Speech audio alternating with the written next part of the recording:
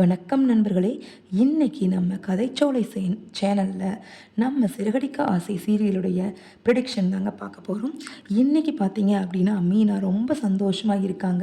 அவங்களுடைய சங்கத்தில் உட்காந்து அவங்களுக்கு தேவையான வசதிகள் என்னென்னவெல்லாம் நம்ம செய்ய முடியும் அப்படிங்கிறத பற்றியெல்லாம் யோசிக்கிறாங்க. அதே மாதிரி எல்லா தொழிலாளர்களுமே ஒரு சந்தா கட்டிட்டு வராங்க. அப்படி சந்தா கட்டும்போது ஒரு ஆள் மட்டும்தாங்க சந்தா கட்டாமல் இருக்காங்க. அவங்க தான் நம்ம சிந்தாமணி. அவங்கக்கிட்ட 2 or 3 டைம்ஸ் மீனா சொல்லி அனுப்புகிறாங்க.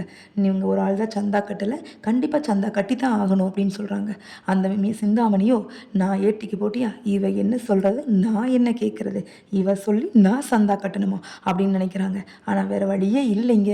ரூல்ஸ் அண்ட் ரெகுலேஷன் படி அவங்க பே பண்ணித்தான் ஆகணும். அதனால் இந்த சந்தா தானே வேணும், வச்சுக்கோ. இது இங்கே பாரு, இந்த சந்தா வாங்குறதுனாலலாம் நீ பெரிய ஆளாயிட முடியாது. அதை முதல்ல ஞாபகத்தில் வச்சுக்கோ. என்னைக்குமே நீ பூக்காரி தான் அப்படின்னு ரொம்ப ஒரு மாதிரி பேசிட்டு அந்த சந்தாவை கொடுத்துட்டு போகிறாங்க. அந்த டைமில் தாங்க ஒரு ஆர்டர் வருது சிந்தாமணிக்கு. ஆஸ் யூஸ்வல் சிந்தாமணியோட அல்லக்கைங்க, அக்கா யாரோ கால் பண்ணுறாங்கக்கா அப்படின்னு சொல்கிறாங்க. யாருடா, எடுத்து பேசு. அக்கா ஏதோ ஆர்டர் வேணுமா, ஏதோ ஹிந்திலேயே பேசுகிறாங்க, எனக்கு ஒன்றும் புரியலை. சரிடா, சரி வர சொல்ல அவனுங்களை, நம்ம இங்கே தான் இருக்கோம் அப்படின்னு சொல்லி வர சொல்லுங்க அப்படிங்கிறாங்க. அதே டைம் அந்த ஆர்டர் கொடுக்க வந்த ஹிந்திக்காரரும் வந்துடுறாருங்க.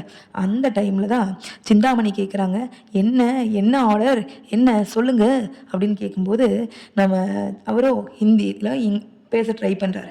ஆனால் சிந்தாமணிக்கு ஹிந்தி சுத்தமாக தெரியாது. சரின்னு சொல்லிட்டு okay I will convey in English அப்படின்னு சொல்லிட்டு என்ன பண்ணுறாரு, இங்கிலீஷில் சொல்ல ஆரம்பிக்கிறாருங்க. நம்ம சிந்தாமணி வில்லத்தனம் பண்ணுறதுல தாங்க பெரிய ஆள். ஆனால் இங்கிலீஷும் தெரியாது, நம்ம ஆளுக்கு ஹிந்தியும் தெரியாது. அப்போ தாங்க இந்த வாய்ப்பை தவற விடாமல் மீனா நல்லா கெட்டியாக பிடிச்சிக்கிறாங்க. அவங்களுக்கு தெரிஞ்ச இங்கிலீஷில் சும்மா அடித்து விட்றாங்க. ஹிந்திக்காரருக்கும் தெளிவாக புரிஞ்சிடுதுங்க, இந்த பொண்ணு நல்லா தான் பண்ணு போல இருக்குது அப்படின்னு சொல்லிட்டு 2-3 டெக்கரேஷன்ஸையும் ஃபோட்டோஸில் பார்த்துட்டு, பண்ணுனா இந்த மாதிரி ஆளுங்க கிட்ட தாங்க நான் கொடுத்து டெக்கரேட் பண்ணணும் அப்படின்னு சொல்லிட்டு புக் பண்ணிட்டும் போயிடுறாருங்க. இந்த சந்தோஷமான செய்தியை மீனா வீட்டுக்கு வந்தோடனே யார்கிட்ட ஷேர் பண்ணணும்னு நினைப்பாங்க சொல்லுங்கள் பார்க்கலாம். அவங்க ஆஸ் யூஷுவல் அவங்க ஹஸ்பண்ட் தாங்க முத்து கிட்ட சொல்கிறாங்க.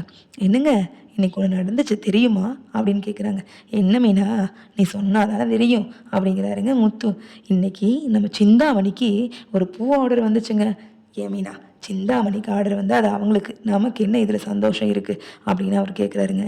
இல்லைங்க, சொல்கிறத முதல்ல முழுசாக கேளுங்க அப்படின்னு சொல்லிட்டு நம்ம மீனா சொல்கிறாங்க. அவங்களுக்கு இங்கிலீஷ் தெரிஞ்சதுங்க, இங்கிலீஷில் ஏதாங்க பேசுகிறாரு அவர்.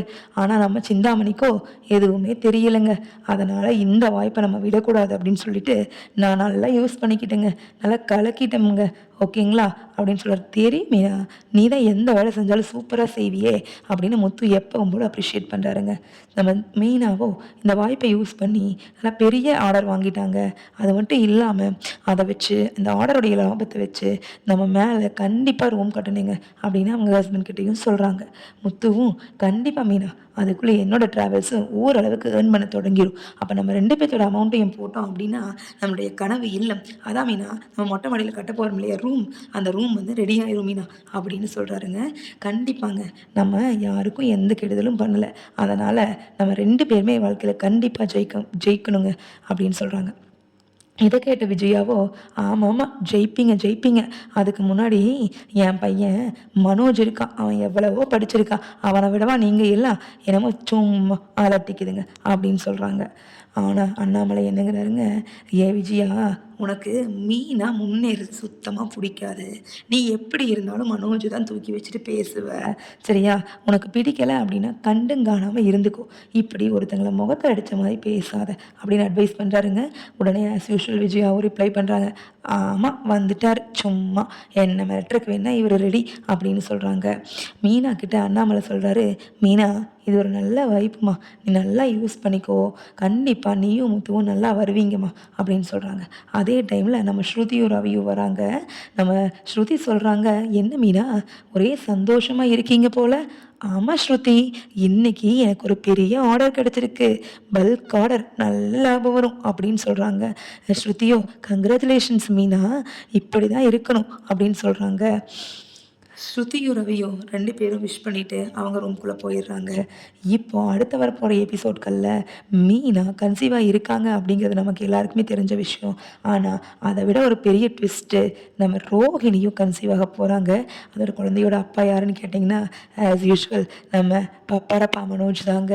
பப்பரப்பா மனோஜ் அப்பா ஆக போறாரா? இல்ல தப்பா போக போகுதா? இனி வரப்போற எபிசோட்ல பார்க்கலாங்க. ரொம்ப நன்றி. Thank you. மறக்காம அந்த பெல் பட்டன கிளிக் பண்ணிடுங்க.